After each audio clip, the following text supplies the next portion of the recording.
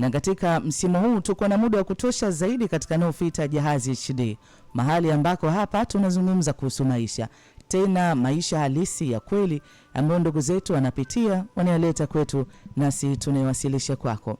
Ndio. Leo ni siku njema ya kipekee sana ambayo tunaanza mkasa mpya. Basi mwambie ndugu, jamaa na rafiki. Mtumie linki pia utakapoingia kwenye social media zetu, kwenye YouTube Clouds Media ambako hapa unatupata live kabisa. Mtumie linki, mwambie asikilize.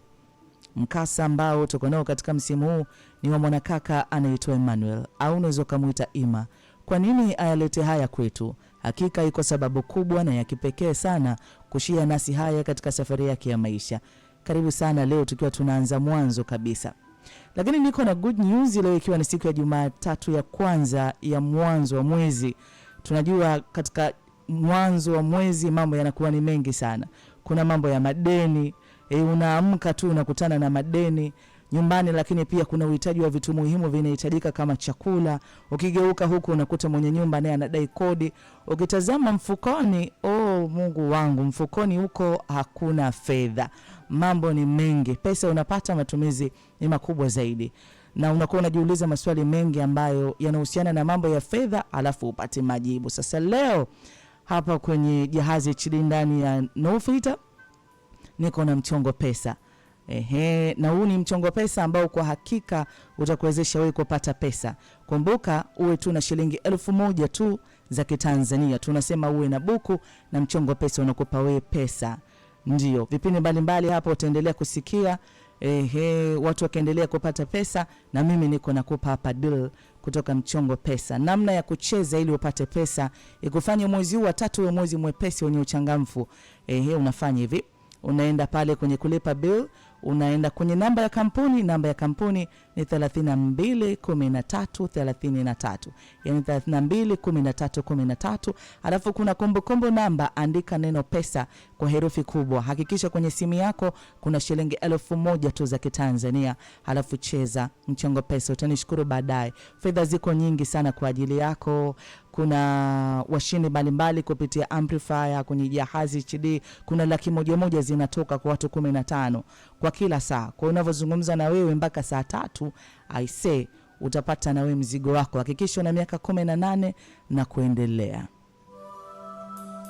Ndugu yetu Emmanuel anashare pamoja nasi haya katika safari yake ya maisha. Nami leo naanza kukujuza. Karibu. Ndio. Emmanuel anasema, mimi ni mmoja kati ya vijana wa Kitanzania. Nimezaliwa katika ardhi ya Tanzania. Emmanuel anasema, ni kijana ambaye wazazi wangu wamenipigania sana kwenye eneo la elimu. Nimefika kidato cha 6 na hatimaye nimeenda chuo. Nimeenda chuo na kupambana sana na masomo. Lakini hata ninapokuwa chuo, kuna mambo mengi ambayo yanaendelea kwenye maisha yangu. Mimi ni kijana ambaye nimefika chuo tayari nilikuwa niko na mahusiano. Yani na mwanamke ambaye niliwahi kumwahidi kama nampenda sana. Na sisemi tu kwa mihemko ya ukijana. Ninamaanisha ni mwanamke ambaye anatambulika hadi na familia. Yani nimekuja chuo huku niko kwenye mahusiano, natamani uelewe hilo. Nimekuja chuo niko kwenye mahusiano na mwanamke wangu. Chuo mambo ni mengi sana. Vishawishi ni vingi sana, hasa kuhusiana na swala zima la mahusiano. Lakini sijawahi kusahau ahadi ambayo nilimpa mwanamke ninayempenda, ambaye huyo yuko nyumbani kwetu. Yani kule nyumbani kwetu ambako wako wazazi wangu. Kwa hiyo mara nyingi napokuwa likizo nimerudi na bado naendelea kumkumbusha ahadi yangu iko pale pale. Bado yeye ni mwanamke wa thamani na nampenda sana. Na mara zote alikuwa akiniambia na kuombea sana. Watu wanasema ukiwa na mchumba ambaye anaenda chuo, ni nadra sana mtu huyu kukukumbuka tena wewe ambaye uko huku na isitoshe na sio msomi. Maana huyu mwanamke ambaye mimi nimekuwa naye, yeye ameishia darasa la 7. Kutokana na changamoto zake za kifamilia, elimu hiyo ndo aliishia. Lakini mara zote nilimwambia hakuna mwanamke ambaye anaweza akachukua nafasi yako. Bado wewe ni mwanamke wa thamani katika maisha yako. Familia yangu inajua, familia yake inajua. Wanajua kwamba sisi ni watu ambao tunapendana sana. Anatueleza haya siku ya kwanza leo katika No Filter Jahazi HD, ndugu yetu anaitwa Emmanuel. Emmanuel anasema namshukuru Mungu katika harakati zangu za masomo. Majira yalifika nikahitimu masomo yangu rasmi kabisa, nikamaliza chuo. Nikarudi nyumbani kwa ajili ya kutulia, nikarudi nyumbani kwa ajili ya kuanza kusikilizia michongo ya hapa na pale. Kwa niko hapa nyumbani. Na kama mwanachuo ambaye nimeenda chuo, nina ufahamu wa mambo mengi, nilivyokuwa hapa nyumbani niliona nifanye kitu. Kuna wanafunzi wamekuwa kinitaka ni wa support kwenye eneo la masomo. Kwa nilianzisha na tuition kidogo hapa nyumbani, kuwapiga msasa vijana wa hapa kitaa ambao wanapenda sana masomo. Na zaidi nilikuwa nikifundisha somo la hesabu. Nilikuwa nikiliweza sana. Ndio Emmanuel anasema, nakumbuka majira haya ndio majira ambayo yalinipa uhuru wa karibu sana mimi pamoja na mchumba wangu. Tunapata muda wa kuzungumza na bado nilizidi kumkumbusha ahadi niliyompa. Bado yeye ni mwanamke wa thamani. Nitakapopata kazi na kufanya kazi ndani ya miaka 2 nitamuoa. Kabisa. Sasa nyakati hizi ambazo tulikuwa tuko busy kweli kweli, nakumbuka mamangu, huyu ni mamangu mzazi, aliniambia natamani tuzungumze Ima mwanangu. Nikamwambia sawa mama. Nilipata muda wa kuzungumza na mama. Mama aliniambia, Ima, bado unampenda sana huyo msichana. Nakumbuka hata nikacheka nikamwambia mama, kwa nini unaniuliza hivyo mama? Yaani mbona unaniuliza swali la aina hiyo, kwa nini? Akaniambia, si nimekuona tu yani ulivyokuja.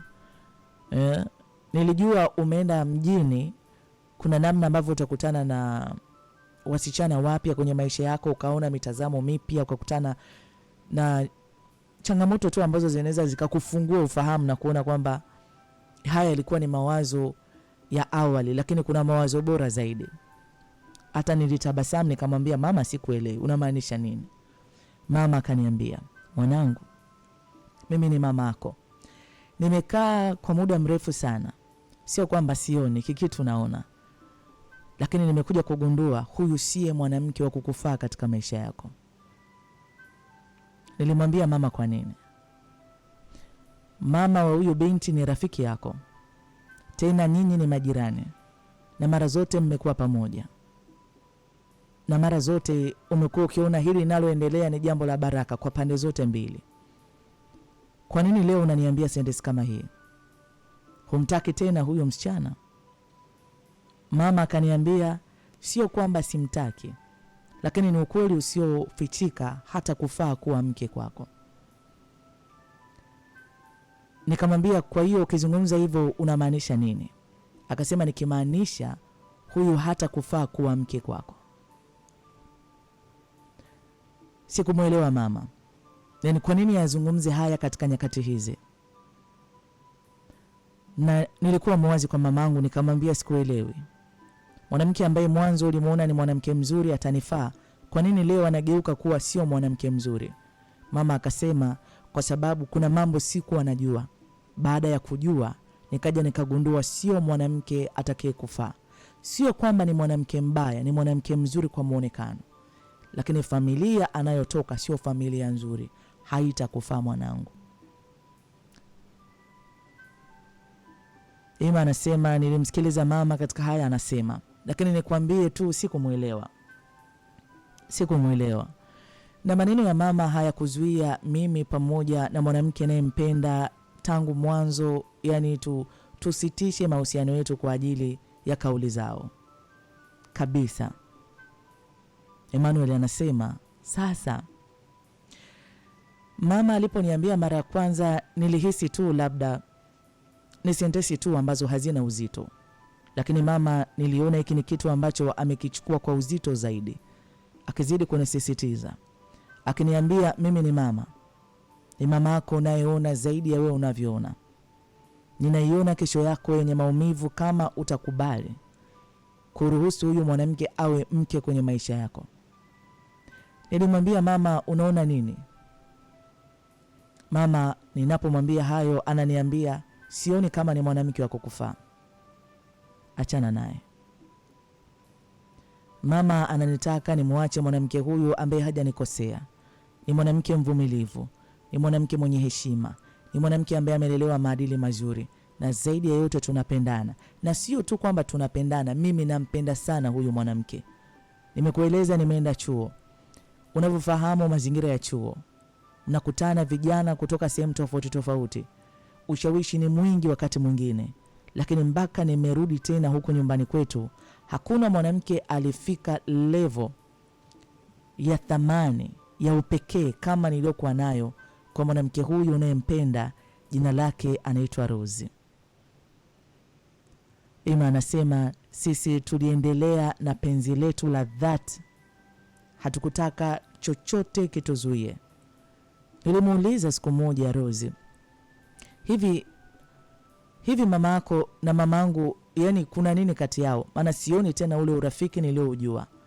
Rose akasema wanajuana na mambo yao, sisi tusiingilie, lakini hao ni marafiki wa siku nyingi, mwisho wa siku atakaa sawa. Basi siku nazo zilizidi kusonga mbele. Mimi nilikuwa naendelea kusikilizia michongo yangu mjini katika application nyingi ambazo nilikuwa nikiomba. Kuna mahali pengine niliomba niliitwa hata kufanya interview. Kwa nilikuwa nimetulia naendelea kusikilizia wapi mchongo utatik.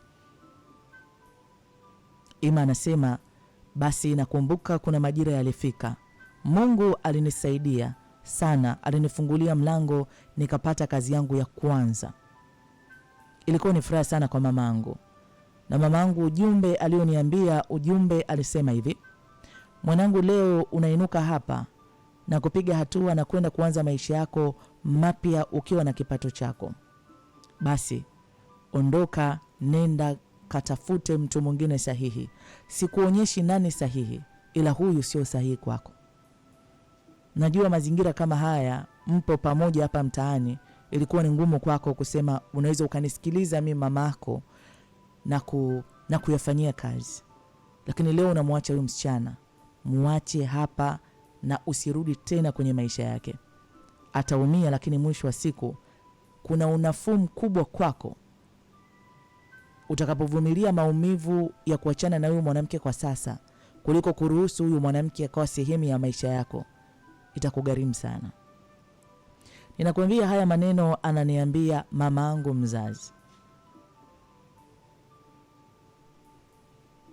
Ima anasema niliondoka na kwenda kuanza maisha mapya ya kazi mpya ambayo nilikuwa nimepata, na harakati zangu za mapambano yangu zikaendelea kama kawaida.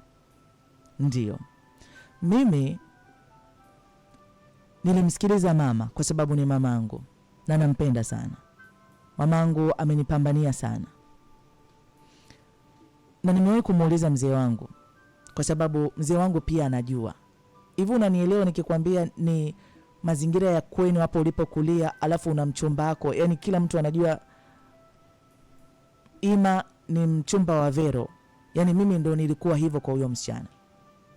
Minong'ono mama anayosema, nilikuwa nikimwambia mzee, mama anatoa wapi hizi sentensi? Mzee wangu alikuwa ananiambia msikilize mamako anachosema. Msikilize mamako anachosema. Yani ndio sentensi ya baba mara zote anasema. Chochote mamako anasema hajakosea. Inaweza ikawa ni kauli ambazo unaweza usizielewe, lakini hajakosea. Amesema sawa. Jipe muda, sikiliza hiki ambacho mamako anasema. Lakini mimi nakumbuka nilipokuwa nimekuja huku na kuanza maisha yangu na kupata kipato changu, mmoja kati ya mtu ambaye nilimpa kipaumbele ni Rose. Kabisa. Rose alinitafuta akaniambia, bebi wangu, huku nyumbani kuna uhitaji wa hiki na hiki, nilituma fedha. Baby, nini kinaendelea? Nilisupport kwa namna moja ama nyingine. Kwa hiyo ni mwanamke ambaye nilishindwa kumwacha kwa sababu ni mwanamke ninayempenda sana. Ima anasema na haya ndio yakawa maisha yangu. Mama hakuacha kutoa pingamizi. Alipinga asubuhi, mchana, jioni. Lakini bado mimi moyo wangu haukuweza kumwachilia mwanamke niliyempenda. Anaitwa Rose. Nampenda sana. Naamini nikizungumza hivi kuna mwanaume yuko mahali anaelewa. Unaweza ukawa na wanawake 10 ambao wapo kwenye maisha yako, wanazunguka hapo, ni marafiki, wengine wanakuja wanaonyesha upendo, lakini kuna namna, kuna mtu mmoja unamkubali, ukiulizwa ni kwa nini, lakini unajikuta moyo wako umedondoka pale. Kuna connection ambayo hamuwezi hata kuielezea ya namna gani, lakini unamjikuta unamfurahia, unajikuta unamjali sana, unajikuta unamuonea huruma, hasa akiwa katika nyakati ngumu. Naamini nikizungumza hivyo kuna mtu unanielewa. Kwa hiyo mama hakuweza kututenganisha kwa kauli zake, kwa maneno yake ambayo yalikuja kwa namna ya vitisho, kwamba sio mwanamke sahihi, huyu mwanamke hakufai. Yani kauli za mama za kujirudia, mpaka ilifika kipindi nikawa naona ni kauli za kawaida, zisinisumbue. Ndio. Na haya ndo yakawa maisha yangu. Nakumbuka majira fulani, mpenzi wangu aliniambia mama anaumwa, yani mama yake. Nikamwambia tunafanya nini? Akasema ndugu zake wameshauri mama aende hospitali kubwa. Na mimi nikawa namwambia mpenzi wangu tunafanyaje? Hebu mimi nasikiliza sasa. Akasema kuna hospitali nzuri ambayo imeshauriwa tukimpeleka anaweza akawa salama zaidi akikutana na madaktari wa hapo. Mpenzi wangu alipendekeza wapi mama yake aweze kupata matibabu? Alipendekeza katika mji ambao mimi ndo niko nafanya kazi. Na mimi hapa ninafanya kazi sasa katika jiji la Dar es Salaam. Kwa hiyo kuna hospitali kubwa ambayo mama akienda anaweza akapata vipimo sahihi. Mimi nilimwambia mpenzi wangu sawa. Kwa nyakati hizo nilikuwa nimepanga chumba na seble. Hawana ndugu kusema kwamba kuna sehemu watafikia. Nilimwambia mpenzi wangu usijali, mtafikia hapa. Lakini mpenzi wangu akasema vipi mama yako akijua? Kwa sababu mama, swala la kunipinga mimi kuhusu huyo msichana, mama ananipinga yani live kwamba hamtaki huyo msichana, hataki kabisa. Na bado hawana maelewano kati ya mamangu pamoja na mamake yani na Rozi. Ndio yetu anapitia. Ndugu yetu anaitwa Emmanuel. Leo tukiwa tumeanza mkasa wa ndugu yetu anaitwa Emmanuel. Emmanuel anatueleza haya katika safari yake ya maisha. Emmanuel anasema, mimi nilichukua maamuzi bila kumshirikisha mama yangu. Nilimwambia Rozi, kwa ajili ya mama, kwa ajili ya afya ya mama, naomba tokeni huko na njoni huku Dar es Salaam ili mama apatiwe matibabu. Emmanuel anasema nilimpokea kwangu, ninamuona kama ni mama mkwe, japo bado taratibu nyingine hatujazifanya. Lakini tuko na binti yake, tunaishi maisha ya amani sana na tunapendana sana. Na mara zote mama amekuwa akiachilia baraka kubwa kuhusu mimi pamoja na binti yake.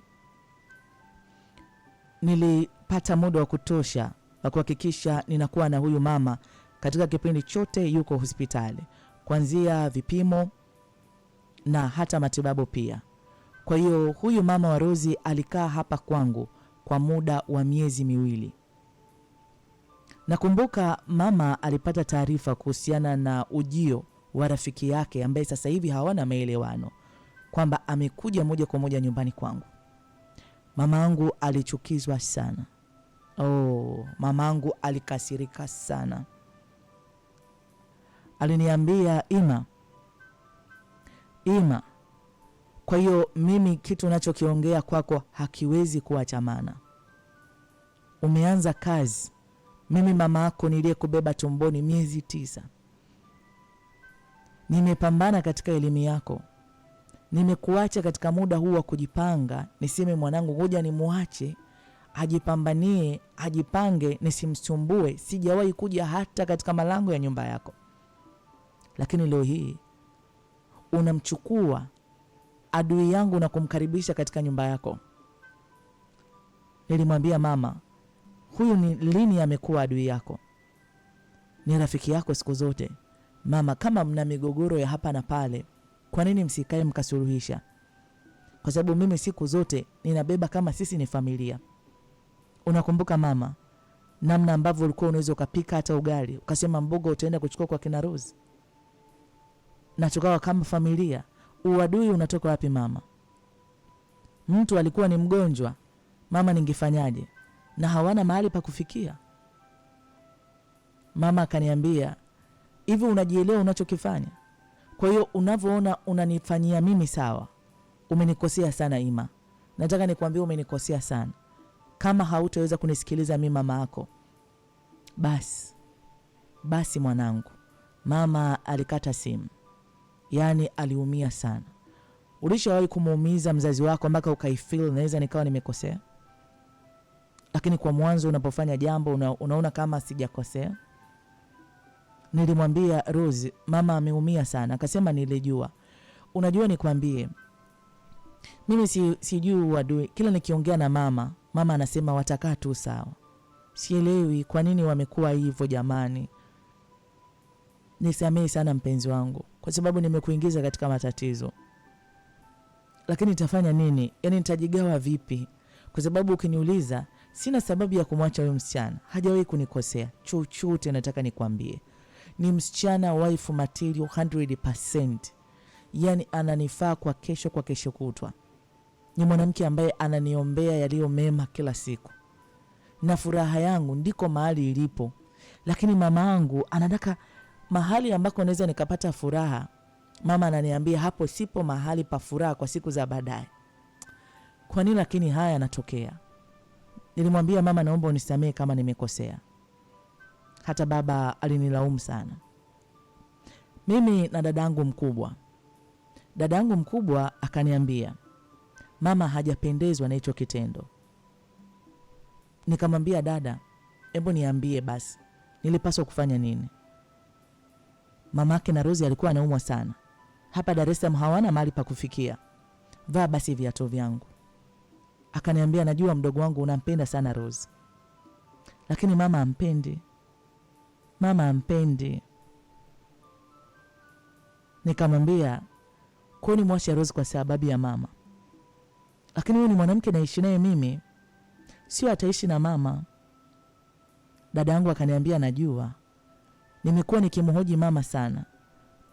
Kwa nini Rose anakuwa ni binti mbaya kwake? Mama anasema anachotaka ni wewe kuachana na Rose kwa sababu sio mwanamke wa kukufa. Sio mwanamke atakaye kufaa. Nilimwambia dada, nimekuelewa na nitarekebisha hiyo kwa mama. Najua nimemkosea, nitaweka mambo sawa. Akasema fanya hivyo. Usiumize moyo wa mama. Unajua mama, vipresha hivi, vimagonjwa vya hapa na pale, usimpe huzuni kwa sababu hili nimemuumiza sana. Nikamwambia mama sawa. Lakini mama yake na Rose aliporudi nyumbani, kwani mama alimwacha mama yake na Rose? Mama alimfuata nasikia. Akaenda kule, akamwambia achana na kijana wangu. Mbona wewe watoto wako hawana manufaa kwako? Kwa nini kunisumbulia kijana wangu? Yaani unaambiwa mama alienda alimsemea maneno mabaya sana. Rose aliumia sana. Rose aliniambia, hivi nawezaje kuwa na amani kuolewa kwenye familia ambayo mama mtu anitaki? Mimi nimemkosea nini mama? Ni nini nimemkosea? Hata namuuliza mama nimekukosea nini mama? Nini nimekufanya mama? Nijulishe hata kidogo nilichokukosea mama. Lakini mama hamwambii Rose umekosea wapi? Kwa nini mimi sasa sikutaki? Kwa hiyo tukao tumebaki hapo. Mama anataka nimwache Rose, hamtaki Rose, hamtaki tena. Mimi sioni sababu ya kumwacha Rose. Tuko hapo. Nina washikaji zangu, mimi nafanya kazi sasa hivi na mshikaji wangu ambaye tunaelewana sana. Niliongea na mshikaji wangu wa kwanza, nikamwambia unajua kuna kitu kinanisumbua sana. Naendelea vizuri na kazi yangu, namshukuru Mungu amezidi kunipa kibali. Mimi na mwanamke nampenda siku nyingi. Lakini nataka nikwambie eti mama yangu yani hamtaki, sijui kutokumtaka imetokea wapi. Mshikaji akaniambia nikwambie kitu. Sometimes kuna vitu wazazi wanaona sisi ambavyo hatuoni. Nikamwambia sio kwa mamangu. Mamangu anajua huyu msichana niko naye, mimi nimeenda 5 na 6, mama anajua. Yaani hii ni family friend na wanajua. Mimi ninaenda chuo niko na mchumba ambaye nimeshaahidi. Na nimekaa chuo kipindi chote, nimerudi nyumbani. Hakuna mtu ajui. mtaa mzima wanajua. Eti ghafla tu mimi nimemaliza chuo, mama anasema huyu mwanamke mimi simtaki. Namwambia nipe reason kwa nini umtaki. Mama anipi. Anataka tu yani mimi nichukue maamuzi yake niafanyie kazi. Kitu ambacho mimi naona sio sawa. Hivyo dunia hii leo unawezaje kumpangia eti huyu ni sahihi au sio sahihi? Hapana. Hapana. Mimi nilikuwa namwambia mama, wewe baba kuna mtu alikupangia? Au yani tujadili hapa. Baba alipangiwa kwako? Si nyinyi watu mlikutana na mkania mamoja mkaanza maisha? Mshikaji wangu aliniambia ni nyakati ngumu najua unapitia, ila nikwambie jipe muda. Jipe muda. Hebu pata siku zungumza na mama vizuri. Pengine kile mama anachokisema hujaelewa zaidi. Pata muda wa kuzungumza na mama vizuri. Haya yaliendelea katika maisha yetu, na nyakati hizo mimi namshukuru Mungu aliendelea kunifungulia milango ya baraka, kwa sababu haikupita muda mrefu nilipata kazi katika kampuni nyingine ambayo ilikuwa kubwa zaidi. Nafasi ya mshahara ikawa ni kubwa zaidi. Kwa hiyo kimaisha nikawa nina utofauti na hapo mwanzo. Nilimwambia mama, na hapo sio tu nilikuwa namwambia mama kwa simu, nilikuwa nimeenda nyumbani. Nikamwambia mama, sasa hivi nataka uje nyumbani. Mama akaniambia sitakanyaga nyumbani kwako mpaka siku utakapomwacha huyu mwanamke. Nakumbuka siku hiyo nilichoka sana. Nikamwambia mama, hivi serious kabisa? Akasema nazungumza mimi, nakwambia niko hai, kesho niko mauti. Sitakuja kwako mpaka siku utakaponithibitishia umeachana na huyu mwanamke. Hivi nitakuwa ni mama wa aina gani? Mama ambaye nimekaa hapo na muona kijana wangu niliyempambania na iona kesho yake sio nzuri kwa sababu ya mahusiano. Kwa nini? Kwa nini siwezi kuruhusu kitu kama hicho? Nikamwambia mama, niambie ukweli, kuna nini? Kuna nini mama? Kuna nini ambacho kimeujia moyo wako ambacho huwezi kusema? Mama niambie. Hiyo sababu inaweza ikawa ni kubwa, ikanipa hali nyingine ndani yangu. Nikaanza kumuona huyu sio mwanamke mzuri kwangu. Unaniambia nimwache mwanamke, hunipi sababu za maana. Huongei na mtoto, mimi ni kijana mkubwa. Ukiniambia kitu nipe na sababu. Ima anasema mama aliniambia, unawaona hawa kwao mwanangu, hao wanaumwa macho. Nikamwambia wanaumwa macho, yani unamaanisha nini? Akasema si unamwona mamake na Rose? Nikamwambia ndio. Si unaona anavaa miwani? Nikamwambia ndio anaumwa macho.